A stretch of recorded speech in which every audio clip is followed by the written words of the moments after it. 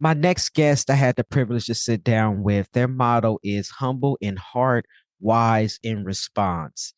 And that is so befitting because within this episode, they gave a lot of wisdom. And so also within this episode, I had a co-host. So Vee Martin, if you go back to season one, V was in episode 11, building confidence to become your true self, which was one of my favorite episodes. Nothing towards other guests, nothing like that. I love all my guests, all episodes. But the episode with V was one of my favorites. And so V wants to try out being a co-host, wants to try out being a host of a podcast because V has interest in starting a podcast of his own. And I always say visibility equals possibility. And also, Dem Bois Podcast is a place where trans men of color voices can be amplified. So, what better way to amplify a trans man of color voice but on the show, right? So I brought V in. V came back as a co-host on the show. So you have V on there, you have me here, and you have our guest.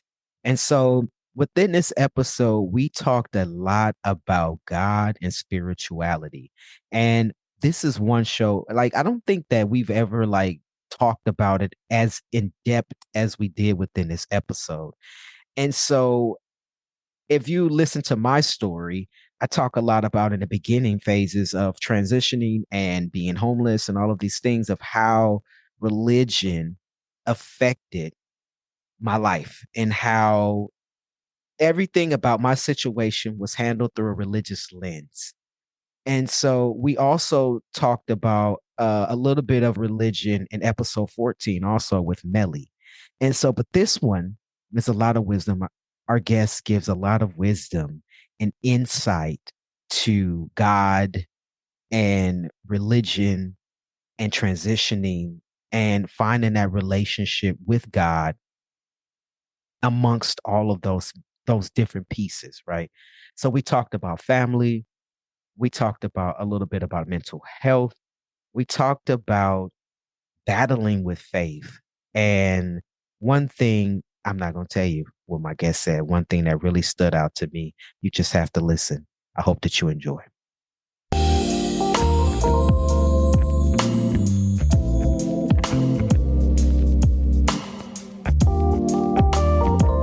Hello and welcome to Dem Bois Podcast. I'm your host, Sean Aaron, he, him, his, and I will be your guide throughout this journey on the show. This show is a platform where trans men of color voices will be amplified as we share our stories. Trans men of color are not monolithic. What that means is our journeys are not the same. We come from different backgrounds. We have different stories, family relations, chosen family, and most of all, we have different transition journeys. Visibility equals possibility. I like to say that all the time. We like to highlight on this show trans men of color businesses and entrepreneurs, parents, athletes, survivors, and many other issues and topics that are relatable to trans men of color in our existence. Dem Bois Podcast is not only a platform to amplify our voices, but to raise awareness and conversation around our lived experiences. So thank you for tuning in. Thank you for supporting, listening, and sharing the show.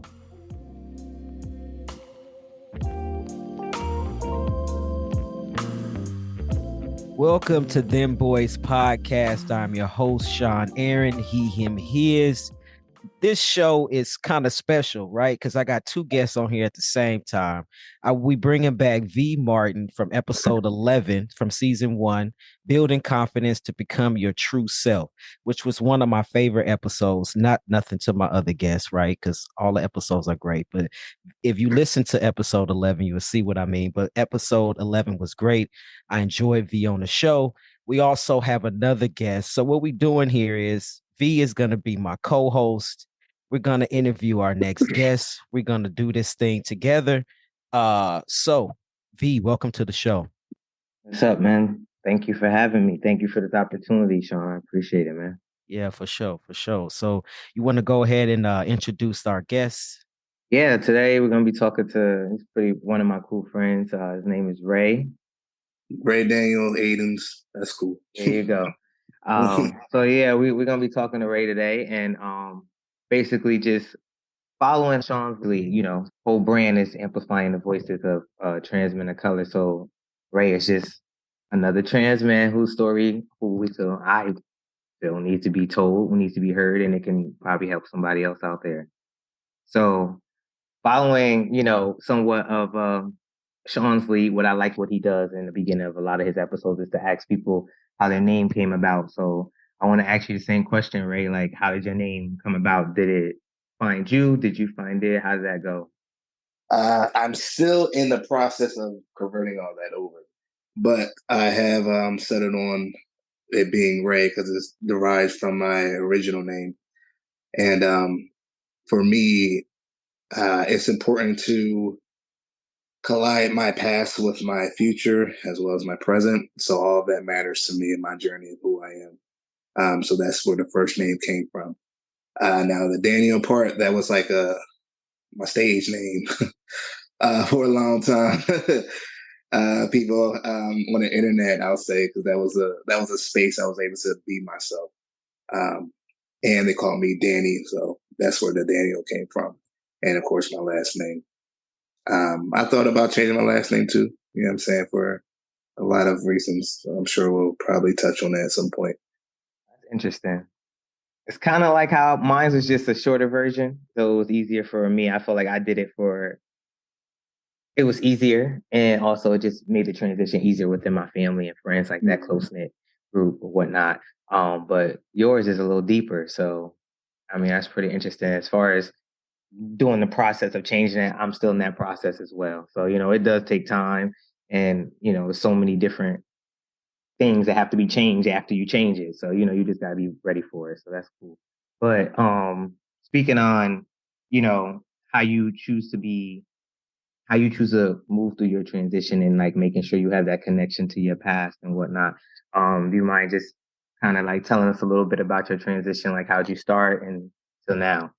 I grew up very sheltered, so a lot of things I know now I haven't known for probably a good 20 years. I was about 24 when I discovered, I mean, 23, 24, discovered trans people. And I was amazed that that was even a thing that happened. Um, I have a lot of play children, I'll call them son or daughter or whatever. These are people that I met online as well. My life consists of a lot of online interactions because growing up, living in a shelter household, my family is religious Christianity, and a lot of things wasn't tolerable or acceptable. So, with that being said, I had to keep a lot of myself, saying dormant or low key to survive the environment that I was in. So that led to a lot of online life, online experience, connections. And back then, I think me and you are the same age, and I'm not sure, Sean, how old you are, but I'm think you're around the same age. I want you to as think that us. I'm around the same age. But I'm sure you can relate anyway. Yeah. That back in the day, when you're online, it wasn't cool, saying to be online, saying playing the games and stuff like that. It was nerdy. So that was like my closeted thing, being online. But it was also my escape as well, to be myself. On these virtual games, back when games was really becoming a thing. I don't know if y'all remember like old Nintendos and stuff. I always, gravitated towards the masculine character, the male characters, etc. Right. Even my sister had me to force play Barbie. I was always a Ken doll. So like it was different ways I was just kind of like into it putting my self into different situations. And again, I didn't know about the whole trans experience. My parents didn't really have us around anything LGBT related. And it was very much monitored. We didn't, it was Jesus on the line all the time. So, no secular music, no, none of that. You know what I'm saying? So, that was what I was around. But still, even in that, I found different ways to express myself with those things. So that's, as far as I can remember, the whole typical like you're a tomboy, etc. And they was like, you'll grow out that phase. It's just a phase that I didn't really grow out of. But it wasn't until I got more immersed into online things I started to see lesbians, gays, but I never saw trans people until I was going to my 20s. And I remember seeing this one guy, he was from the South, got his name, but he was a light-skinned guy, and he was trans, and I was just like, what the fuck? I never seen this before. I didn't know this was possible. And then I saw two twins. They both transitioned together, and I was like, "This is just insane." I saw them. And, yeah. And they had dreadlocks, I think. It was just insane. I was just like, "What the fuck?" And one of my play kids, he started to pursue it, and he came to me saying, "Hey, I think I want to do this," and I was just very apprehensive. I was just like, I don't know, what I'm saying? This is new. I don't know what this is. This is not what I'm accustomed to, what I grew up in, etc. And part of me was apprehensive, part of me was happy for it, part of me was envious as well. Because I'm like, dang, I don't know if I have the courage to do that. And so it took a little longer for me to come to that term. I remember speaking with a bro of mine because he started his transitioning. Now, on this online immersive game, catfish is the thing. People catfish, etc. I also use my brother's pictures, just being transparent when I was talking to some females, etc. So I had that moment. And if they inquire, I want to see you, then it'll be my brother. But yeah. So anyway, in the game that I played, it was other people there as well, and this guy, it came to be that he wasn't a man, he was a woman, etc. And so when that came about, mind you, this is before I knew what trans people were. So he was just like, I don't care what y'all say, I'm a man, I'm a nigga, that's it. And I was just like, bro, like, you ain't gotta do this no more. We know now, like. And it wasn't until later on me discovering, because he wasn't on hormones back then either, but he was just like, I'm a man. And I was just like, what the fuck? Like, bro, like, you good? Like, what's up with you? And it wasn't until later on, again, me coming across trans people that he explained what it was, him going to therapy, because I think in his state, you have to go to therapy to get on hormones. And it made sense. I was like, oh, bro, I thought you was just wild. I thought you was just crazy, saying all this stuff. And he was like, no, like, this is what I've been doing. And he further educated me as well, besides me seeing, different trans men. And I was still in a battle with myself, my faith, family, everything. So speaking with him about it, I was just like, I don't know, bro. Like, I was raised in this environment, Christianity, and they don't really condone those type of things, transitioning, LGBT, etc. And I said, I want to do it, but I don't know what's going to happen to my soul. And he was just like, bro, at the end of the day, our physical is different from our spiritual, and regardless, that belongs to God. So I was just like, it makes sense to me. So from that point, I just kind of took off in that direction. And I went pretty hard in it. It took me a while to get to that place because insurance, stuff like that, to get on hormone. I want to say 2 years I was actually able to start the actual treatment, but socially been transitioning in that time.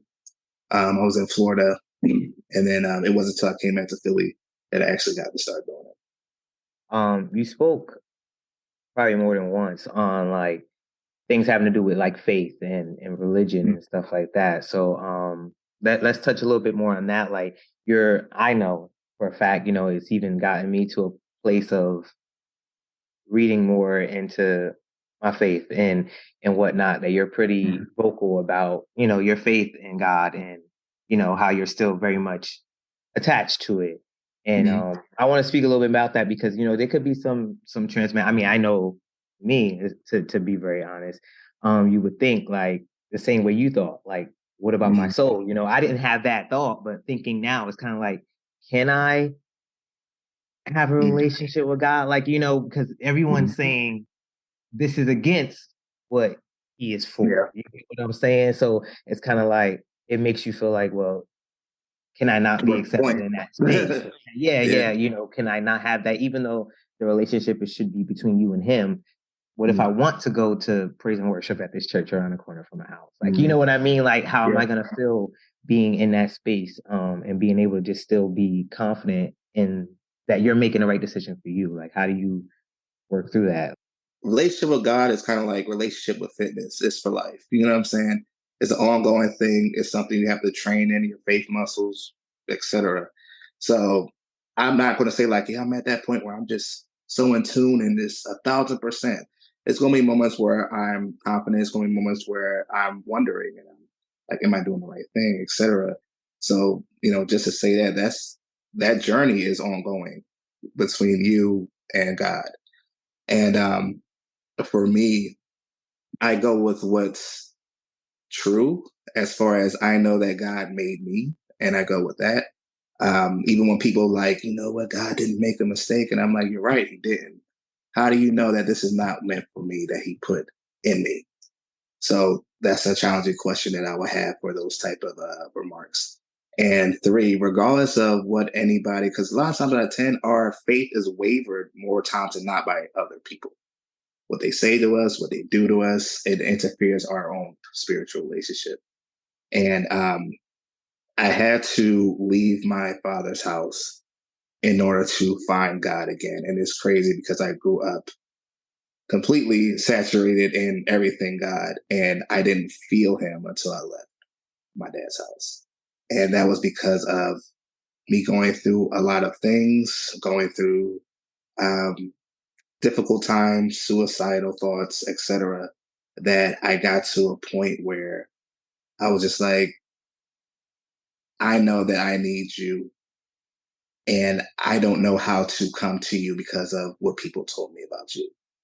And it wasn't until I was very transparent with him that it started to slowly but surely implement seeds of, I'll say love, seeds of love that started to blossom with different situations.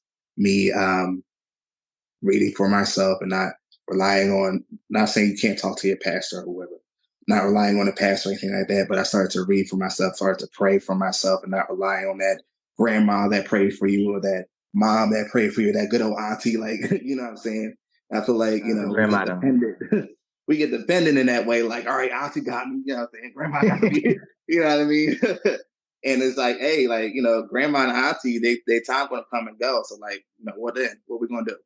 So because of that situation and the experience where it was just really just me and God, that's where my face muscle started to develop. I'll say that. And the most time where I'm in tune with God is when I'm like the most vulnerable, when I'm the most like completely raw in my emotions. And it's just like, you brought me through so many situations where I didn't have to, or it could have been very much worse. And the things that I do have, I know it wasn't just my own strength, and the strength that is in me, I know you put it there. So when I started to give him his acclimates and his props, that's when I started to feel more in tune with him. And because of that, I could stand a little differently. Before, it was very much hard to stand as an LGBT person because of the whole, you know, Leviticus and Second Corinthians and everything else. And I feel like words are powerful. The things that we say out our mouths is powerful too. And scripturally, it says that it's power, it's life and death in the tongue. So you have to be careful what you say about yourself. If you keep in that defeated and talk like, you know, God doesn't love me, he doesn't care, he does. That's like poisoning yourself. You have to know that you are loved at all times, at all forms, no matter what period you are in your life. Like, he's always there. And I think that's what he's trying to tell us, as much as we can, even if we are around people that tell us differently. And at the end of the day, even the people that are in the church, they be like, you know, it's just between you and God. And, you know, when the time comes, it's just going to be you and God standing there. That's exactly right. So you need to mind your business because it's between me and God at this point. You know what I'm saying? These moments that I have with him is very personal, is as sacred as a marriage. So to let people in between your relationship with God is kind of like letting everybody in your business, everybody in your marriage. You know what I'm saying? So it's a no. Yeah, you know what I'm saying? So it's just like with that, that's how I kind of look at God. It's like, the union I have with God is very much like a marriage, or like the relationship I have with God is like a parent. And that was a big thing for me too when I had left my dad's house.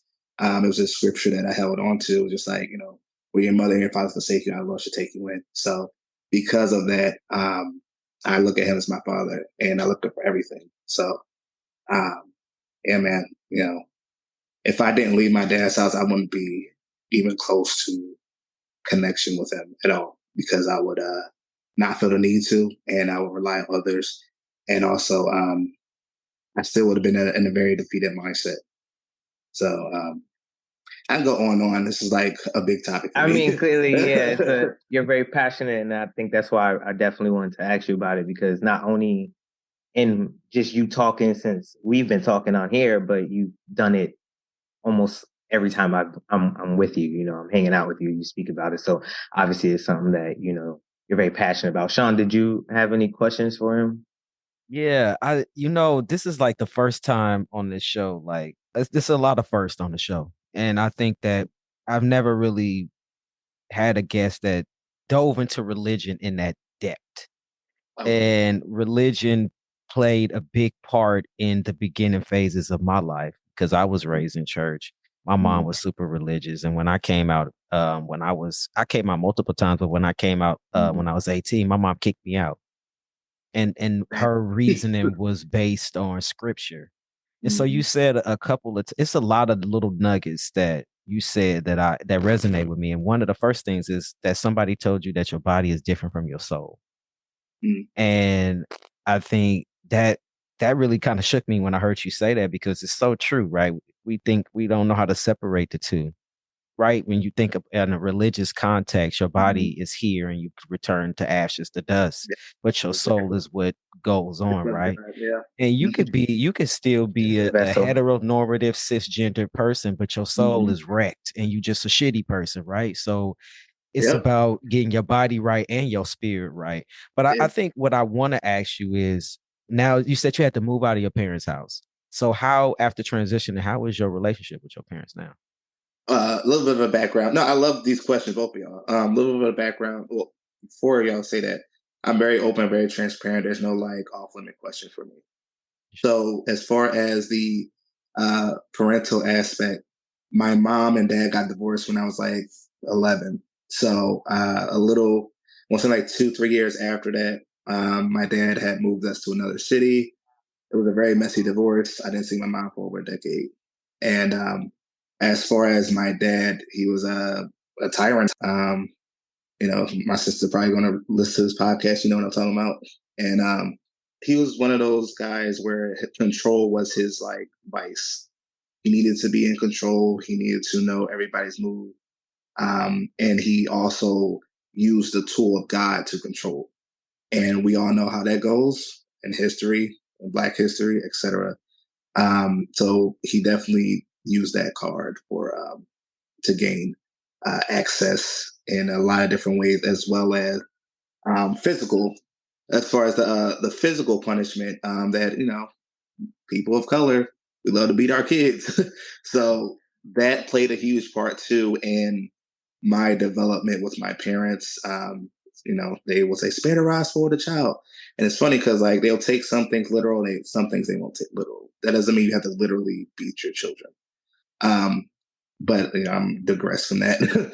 But so my dad uses religion. He uses physical tactics to gain obedience, and because of that, I had no relationship with him. And to this day, I have respect as him being my earthly father. But as far as like a relation, that never happened. And that's something, if I'm being completely honest and transparent, that's something that I will always want, because I don't think anybody wouldn't want a close relationship with their parents, even if their parents is not here, even if their parents is a drug addict, no matter what their parents are. I think it's just like the kid in us that wants that. but reality is it's not that way. And I came out in his household. That was a lot. I came out to my sisters first, and then to him, and then he'd give me all time. He was like, "You're gonna live for the world. You're gonna live for God." And I didn't answer him, but his antics was continuing on as far as, who am I talking to on the phone and what money did I get this from? It was just a lot of that going on, and kind of putting me in a box. And devotionals, prayer meetings, praying over you, etc. That played a lot on my mental and emotional well-being. So he did kick me out at a certain point. I was drinking. I was going through a breakup. So I was drinking and just depressed. And he found my bottle. He threw my bottle and threw my laptop. He got aggressive. He was like, "Do something," jumping in my face. And being in that household, I wasn't vocal. So if anything happened, I'll be very straight faced. And that was agitating to him because he liked reaction. You know what I'm saying? So when I wasn't showing him that reaction, it just agitated him. And he was like, "All right, get your stuff." So he gave me a trash bag and put some stuff in it, pushed me out the door. And I was like, me being raised in a very respectful environment, I apologize for causing any chaos in his home, and I left. And he was like, said my birth name. He's like, "Get back here." And brought me back in the house. And it was still spiraling internally, of course.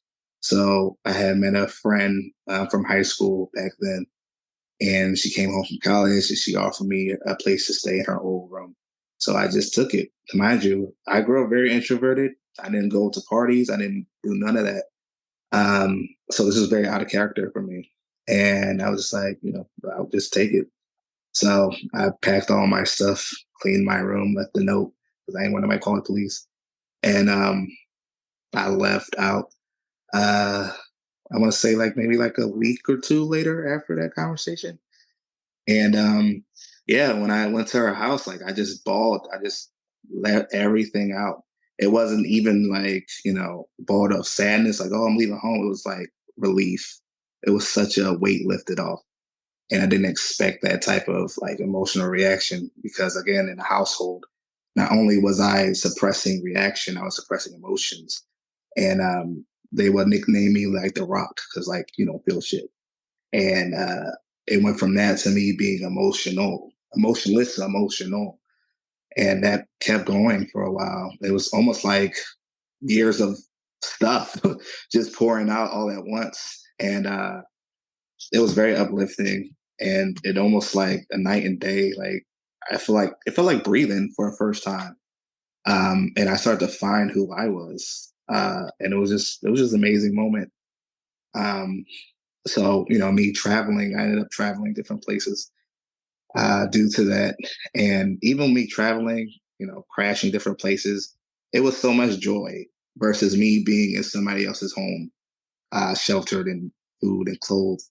It was a different type of feeling having that freedom in yourself that didn't pale in comparison of whatever else that happened in the world.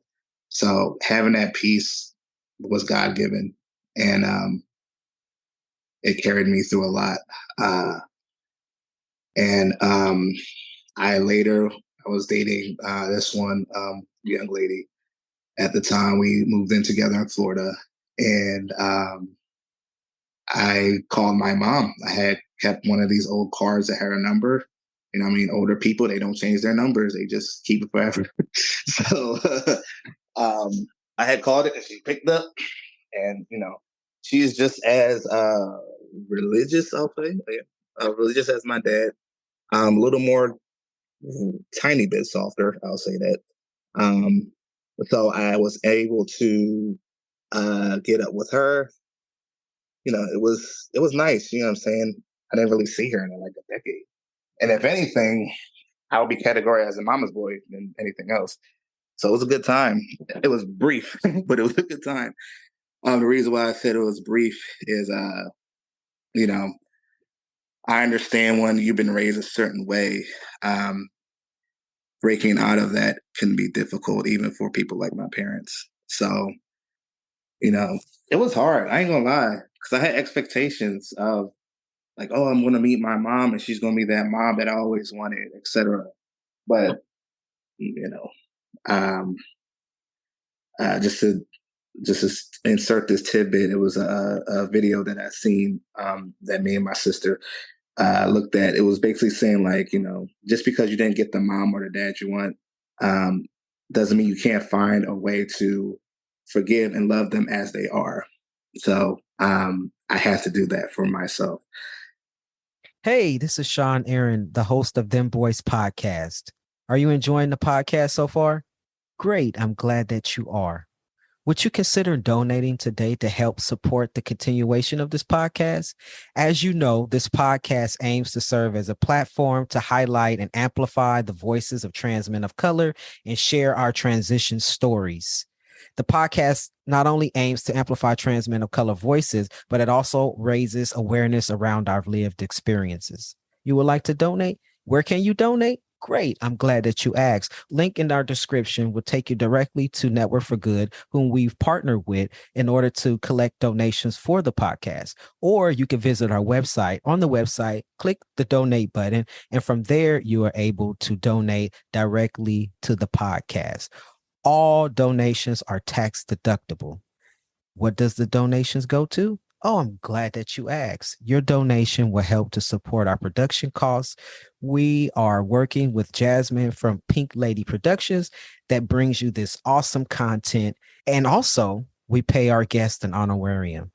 Pay our guests an honorarium? Yes, we do. Why? Because as trans men of color, we would like to support and uplift each other and honor the time that's given out to come here and share their stories. So if you love this podcast, share and donate. See you on the next episode. Take care. I want to say 6 months after me staying with her, she wanted me to go because of, I was presenting as a masculine, female at that time. And she was not comfortable. And because of that, this another young lady was dropping me off from work, and she felt like things were going on, etc. So she wanted me to find somewhere else to go, and I ended up finding another place to be, which is my apartment here now. And I just started tea like 2 weeks before I moved out. Of course, I didn't let her know, but no matter what went on, I knew that I wanted to do this for sure. So as far as the relationship with my mom, it's very strained. I do love her. You know what I'm saying? I do love both my parents, but I know who they are, if that makes sense.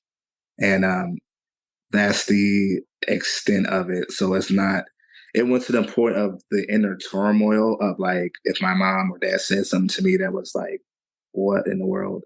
Or if they did something to me, it was just like, I would never do, to, okay, this is who you are. This is how you are. And this is how I need to love you now. I need to love you from here. You know what I mean? So that's pretty much how it is. Do I have hope that it can change? Of course. You know what I'm saying? The positivity and the heart that I have is always going to hope for better. But in reality, I know where it's at. Thank you for sharing that with us and for whoever was listening. But with that, just being with your parents and whatnot, where do you kind of find that family? I know you spoke about, like your online family, that's a family that you built yourself. So, outside of having, which a lot of people unfortunately don't really have a lot of support from, whether it be their parents or their actual biological family, where do you get support or, love from when you need it? That's interesting.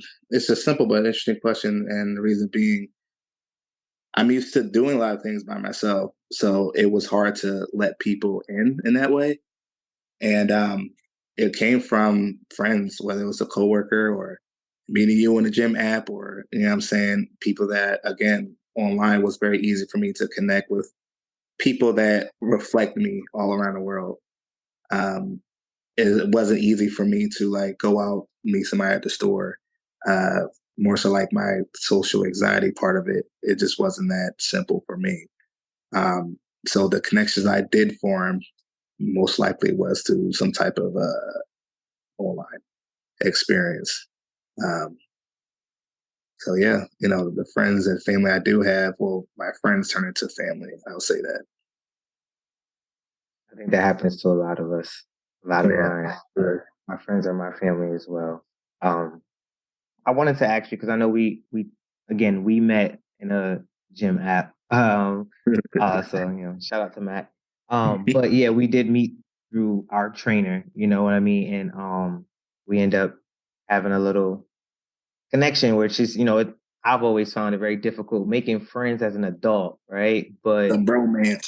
right, it's even harder trying to find that friendship in a man. I've Yeah. had a pretty difficult time with that, and then adding another layer is trans men. You would think it's like a lot easier, but it's just No, everyone no. is a man is a man. You know what I mean? So that was kind of That's like a very good point. that helped me a lot with being able to find someone closer to me that I can kind of have like the conversations with, as well as what we bond over, which is more so like fitness and whatnot.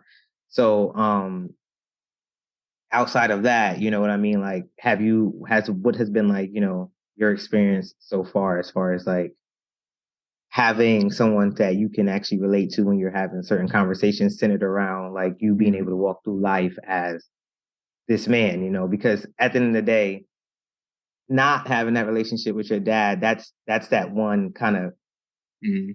glossary you can go to and ask, hey, like, you walk in life as a man. Mhm. And I haven't. What can you teach me with not having that? Like, Yeah. how are you learning?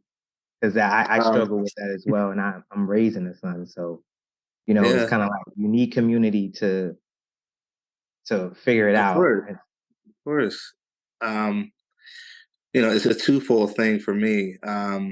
First, it's just like I go by different examples, whether it's even a fictional character that I felt like it was a great example of manhood, or people that I met, even if they didn't know I was trans, they were still teaching me something. Um, some people, they have a way of learning who you are, and they don't skip a beat, they don't change anything. And then you have the people that learn who you are, and it's a little shift that happens, even if it's not blunt.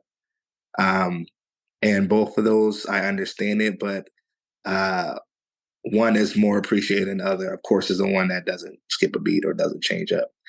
Um, so, with that being said, I appreciate those encounters, even if it's just guys at the gym. They'll just, I don't know, guys just come over just like, hey, let me show you something.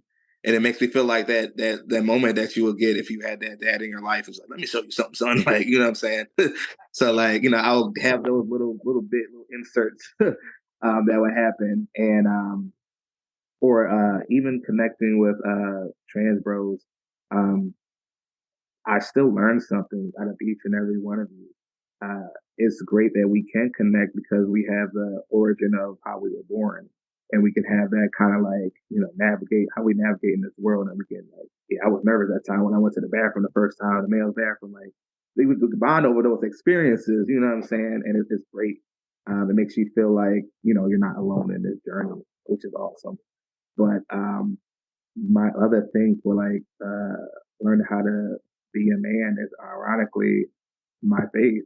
Like uh I feel like just for me, the man of God aspect is kind, he's gentle, he's in tune with his emotions, he's strong, you know what I'm saying? He's a leader. So like those things I try to implement in myself the best way I can, and kind of deconstruct the, like people say, toxic masculinity.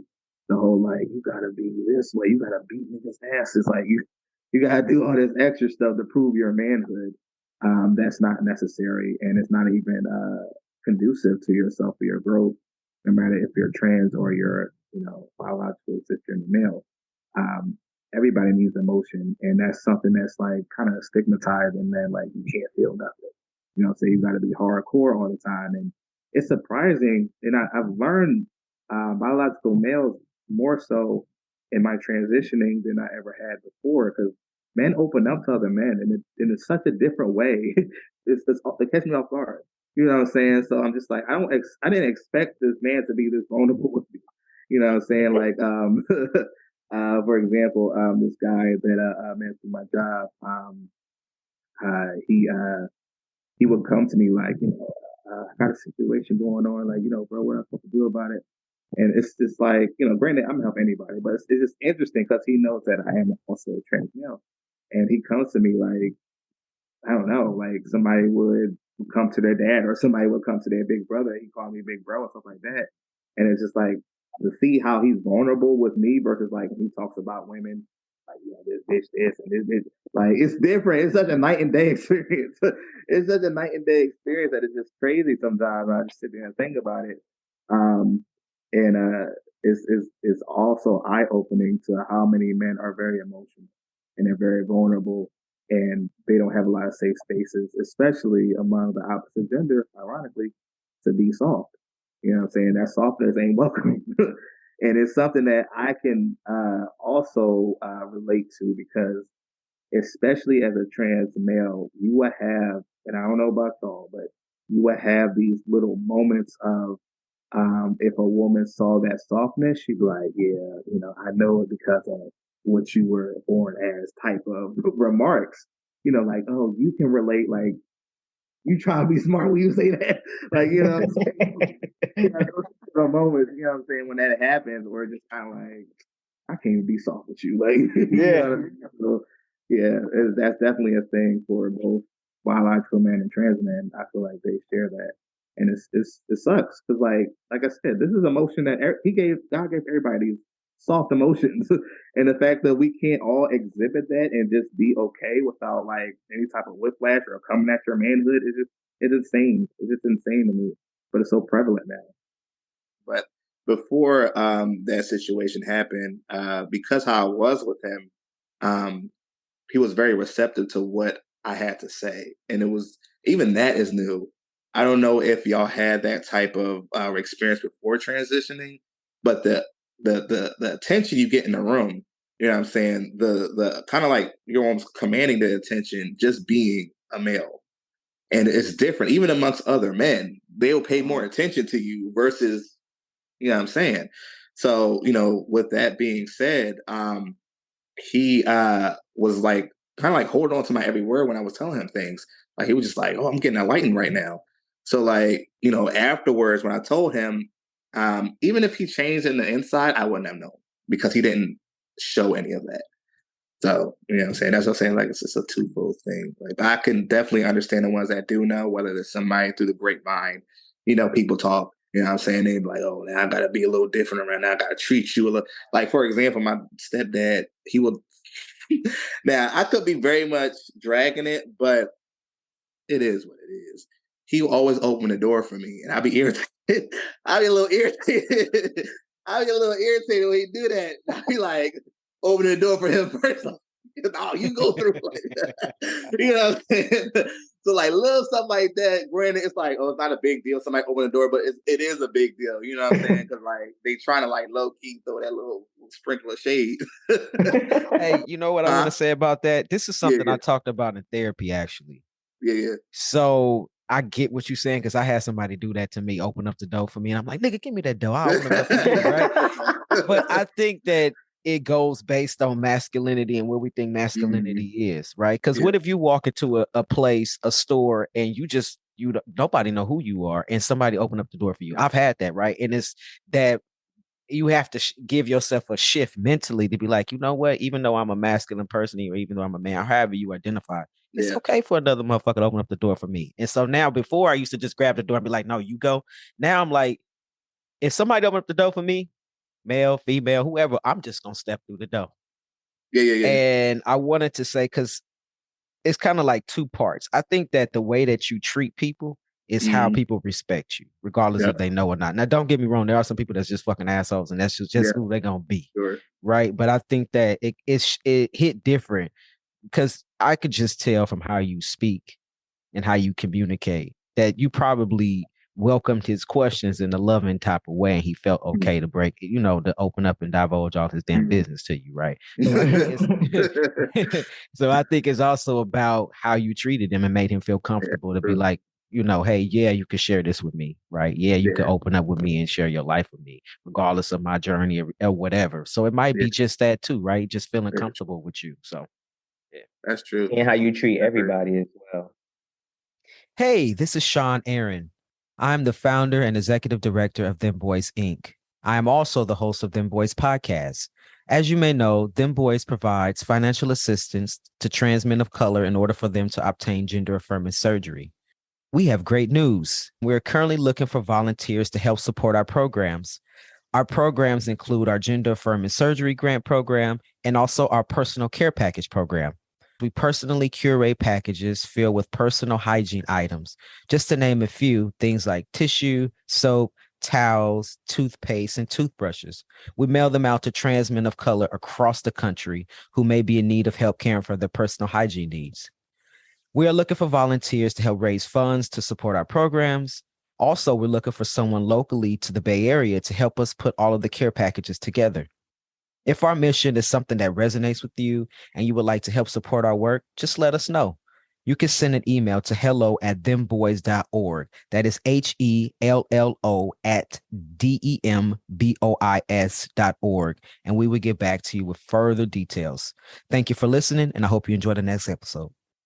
I deal with that, unfortunately, to the point where my wife calls me, Dr. Phil, because people randomly they'll just start telling you their life. But again, it's like you said, it's about how you treat people, because you can have people, I have people at work. If I say thank you to anybody who comes to help me, and they be like, wait, don't nobody in here say thank you? Like, I don't. Especially this generation. So now they look for you, you know what I mean? Now you're in bed, like they remember you, and you're like that warm space over there where it's cold everywhere else. Like, that's a really good point. And it's just like, not to, go off topic, but I mentioned, like, these generation of kids, they don't know respect. They don't know please and thank you. You know what I'm saying? Like our generation, and well, I'm gonna say our Sean, because you went our generation. Our generation had growing up to, like, it's a must that you say please and thank you. It's a must that you are, thank you, stuff like that. And even if it is kind of like almost out of style seemingly now, when people hear it, no matter, if it's the new or old, they just receptive to that kindness, and they reciprocate it. Even if, they don't reciprocate in the way that you would say please and thank you, they'll still show that gratitude in some way. So I feel like even stuff like small stuff like that is still important to do in this world, especially in this society. Because, like, man, these kids is they something else. For real. That's funny. I'm gonna be a part of y'all generation. How old are you, man? How old are you? Because I might be older. I'm about to be 33. Oh yeah, I'm older. I'm about to be 43. So yeah. He ain't that far off. Thank you. I appreciate that. Thank you. Nah, but I feel like people don't have no respect. They really don't have respect. And it's about the parents and teaching the kids respect. V, you teaching your kids about respect, saying please and thank you? Yes. Okay. No, that wasn't no disrespectful question. If I give you something and you can't say thank you, you taking that shit back? Give me my water back. I don't care what it is, because regardless of what, man. But it's gonna make you, again, I'm grown and I'm at work, and that made me stand out to people by me saying thank you all the time. When just a guy, this is his job to come over here and fix this problem. And when he walks off, I said thank you. And they look, so every time they come, I've built rapport with people who I would not have otherwise spoken to, or they wouldn't have spoken to me, simply by me just being, respectful and saying thank you. Even that is considerably masculine to do, especially if you're a professional. You always have to have that etiquette and that type of rapport with people, because that's how, I guess, businesses grow too. When you give that please and thank you, when you show all that gratitude, I think that's missed too. I don't know why that's misconstrued as, like, that's soft. Like, you don't say please, you don't say thank you. That's some soft shit. You know what I'm saying? But it's just like, some people do feel like that, especially the kids. They don't want to say it. They're afraid to say it. And it's like, it's okay to show gratitude. It's okay to say thank you. It's okay to, do good things and, be nice and be generous. And it's just like, the world is so hard now. You know what I'm saying? it's hard to be nice. It's crazy, but it's hard to be nice. Well, not for me, but a lot of kids have that. Like, the harder you get, the more even dating disrespectful to these women. They just hoes like that's like praise so much in every aspect of entertainment, especially versus just like if you are nice, oh you a simp, you know what I'm saying? And it's just like now you got to be this hard ass nigga that can't even tell his girlfriend that he's upset. Like it's crazy. It's just insane, man. That's wild to me. I never understood that, and I never understood the statement "these hoes for everybody." Right, and then That's be proud. crazy. I don't want them. So that mean if you fucking her and everybody else fucking her, then you fucking everybody fucking you too, right? It's both two-way street. It's Why like, is that a good thing? Yeah, because they were all sheep. Okay, so sometimes everybody that's a sheep talking to other sheep. That because it don't make no sense. We all just bunched up together. We all doing the same thing. I want to be over here, so let me go. Let's talk about that. I don't want to be a sheep. I want to be over here. Let's talk about the aspect of you hit on the bromance. And I remember me and UV was talking about it like we saw my stud at a certain point that how it would just be this competition amongst studs where just like you can't even trust a stud to be around your significant other because of that competition aspect. And that's the same thing dominating in the biological men's world as well, and trans men, I feel like at times. Where it's just like if you approach somebody's significant other, you're not supposed to feel a way about it because these hoes are hoes. Like you ain't supposed to have no type of emotion towards it. So it's just like I definitely do see where like a bro will let his bro smash his girl, and it's just like, oh yeah, we smashed her, but it's just like he disrespected you at the same time. But because you can't just be like, oh, that's my woman, they're like, oh, you soft, or they will just straight up take advantage and violate. You know what I'm saying? It's just it's insane, and I feel like that does happen, in other communities as well, as far as the LGBT umbrella, where it's just like just have that respect for your bro. You know what I'm saying? Just like, that's a boundary. Like, what the fuck? I just want to have respect for the next person because I don't want the drama. So it's like, I don't want to step on no one's toes. It doesn't even, and then it just doesn't interest me. You understand what I'm saying? I think maybe because I was around a lot of women growing up and I learned a lot from all those women. I think women got all the game. You understand what I'm saying? Like, they really do have all the game. They know everything for the most part. You get what I'm saying? The same way they tell us everything. So I never really shared and never been in that type of group or around those type of men really around them to know like, yo, we both just did this. It's like, why? Why did you? I mean, it could be fun when you're young and it's the adrenaline rush, but it's like, I don't have no interest in that because it's my business and you handle yours. It doesn't keep me away from wanting to build relationships with people. You get what I'm saying? Because again, somebody's going to show you who they are and you move like that. Exactly. But building relationships, especially with other like-minded people or other trans men and stuff, I think that it's very important. Again, honestly, you two, if we're going to be very honest, me being able to have the conversations I have with Sean when we have those over the last few years, and then even my relationship building with you, right? They've helped me drastically in especially areas of like my mental, where it's like I have my wife and she is my best friend and I can talk to her literally about anything. I can be as soft and as hard, as vulnerable and as weak. I can be any emotion with this woman. But there are things that she just won't understand. And even though I can say it to her, sometimes I need feedback. Sometimes I need, to know that it's not falling on the ears of someone who can't really understand much, So building community with people who are traveling somewhat of the same, journey as you I think is very important. And it's become very important to me right now, because there's so many people who are alone and I know how I felt in that time by myself.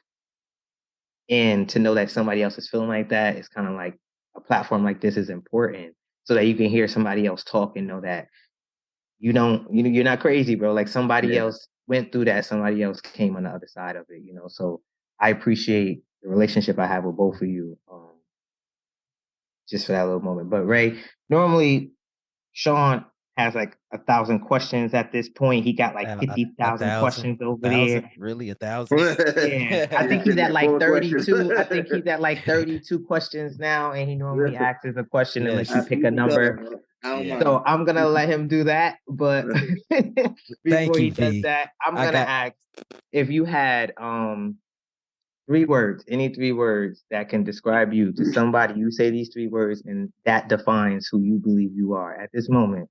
What would those 3 words be? I guess love will be one word. Resilience and open. Nice. Yeah. All of Sean those. can spin his will now. I don't know how many he got. How many questions he got? This man said I got 1,000 questions. I don't have 1,000 questions. I got 34, and that one and the one you just asked, I'm adding that to the list with your permission. There we go. I like that question. But this is the part of the show where I like to ask the guests a random question. So my list is at 34. It's always growing. So now I got 35 actually, because I'm about to put that question on the list. Okay. But the question may or may not have anything to do with what we talked about today. Yeah. So I'm going to give you number 34. So number 34 says, what is something you cannot live without? Oh, God, for sure. Without a doubt. Yes. Yes. Love that. Love that. Hey, I'm over here hungry then because I was like, ice cream. Like I was thinking food too. But I love that answer. That's the first time anybody has ever said that. And so with that, I want to ask you a question, a follow-up question to that. What if it's somebody listening? They like, I'm not a religious person at all. I don't know. Maybe they're atheists. I don't know. Maybe they just don't have that relationship. Maybe their relationship was broken with God. What is your advice to someone who is trans identified to say, God don't love me? I heard all them voices. How can somebody find the God that you say you can't live without? That's crazy because I thought about that question for this podcast. I'm like, what if somebody asked me that question? And I definitely prayed before I got on here. But I guess it's one thing that I would have wanted to know, that it's okay to be yourself because God made you, and don't let nobody tell you anything else. So regardless, you are very much loved. And there is a scripture that says, I knew you before you was formed in your mother's womb. And I know every hair on your head. So that's how passionate that God is about you. And it's personal. That walk is personal. It's between you and him. If you want to say, God, I'm mad, say, God, I'm mad. You know what I'm saying? Was it God, I'm sad, or I'm confused, or, you know what I'm saying? I have doubt. I have doubt if you're here. He just wants you to talk to him like a loving parent would want you to talk to them. So, yeah. Wow. I felt like he was talking to me. I was about to say the same thing, bro. Like, I was like, my eyes got a little watery. I was like, I know you put these hairs on my head. Like, I felt that. Like, I felt that. You don't see my eyes? I'm like, I tried to do a different angle and everything. I sat back in my seat. I'm like, no, because our relationships are torn with God because of who we choose to be, and which is our authentic self. And we've been told and fed so much garbage. I don't want to say garbage, but it is garbage, right? Because if it's coming from a hateful place, poisoning your spirit is garbage. Yeah, to restrict you from being who you are, right? Because think about it, Ray. If you wasn't who you are, Vee, if you wasn't who you are, and I wasn't who I was, think about all the people that we affect walking in the way that we're walking right now, right? If we held that back and we didn't be who we are right now, how many things or how many people wouldn't have been touched that needed to be touched the way we showed up? So that's hard to like be like, I was mad at God for years. Fuck you, God. I said all the time, fuck you. That person that my mom taught me about wouldn't have me homeless in this car. I was bitter, right? I was really bitter. So I really appreciate that advice that you gave to somebody listening. It's something about the struggle. And it's almost like, I know you're going to come back here, and whoever this applies to. I feel like God knows when it's the time, and he's very patient. And I think we misconstrue God with how we are a lot because of how our parents are. Like that got to be how God is too, but it's not. That's like somebody lying on your name, like, Sean, you're like this and you're like that. And the next person like, oh, he must be like this. He must be like that. And never got to know you. function. Yeah. It's just like, it's like I said, it's individual. That walk is individual. Get to know him for yourself and form your own opinion.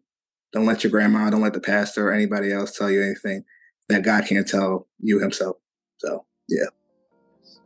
That was a perfect way to end. Hey, both of y'all, thank you for being on the show. Thank you, Sean. I appreciate it, man. Yeah, thank you. Sure. So we have reached the end of this episode. I want to say thank you for listening to Dem Bois Podcast. Once again, I'm your host, Sean Aaron, he, him, his. Be sure to visit our website at dembois.org. That is DEMBOIS.org. If you would like to connect with us, be sure to follow us on Instagram or Facebook. If you think you would be a great guest on the show, or if you know somebody you think would be a great guest on the show, there's multiple ways to request to be a guest on the show. First is you can go visit our Instagram page, click the link in our bio, and from there you'll be able to request to be a guest on the show. Or you can visit our website, click the programs tab up top, scroll down to podcast, click the podcast button, and from there on the podcast page, you'll be able to request to be a guest on the show. Yo, we need questions, y'all. If you have those burning questions, a question that you want to ask me or a future guest on the show, there's multiple ways that you can send in questions, right? So first, you can go to Instagram, DM us that question, or you can email us at hello@dembois.org. That's HELLO, like hi, at dembois.org. Be sure to like the show. Be sure to share this show out with your friends and other folks in your networks. So until next time, take care.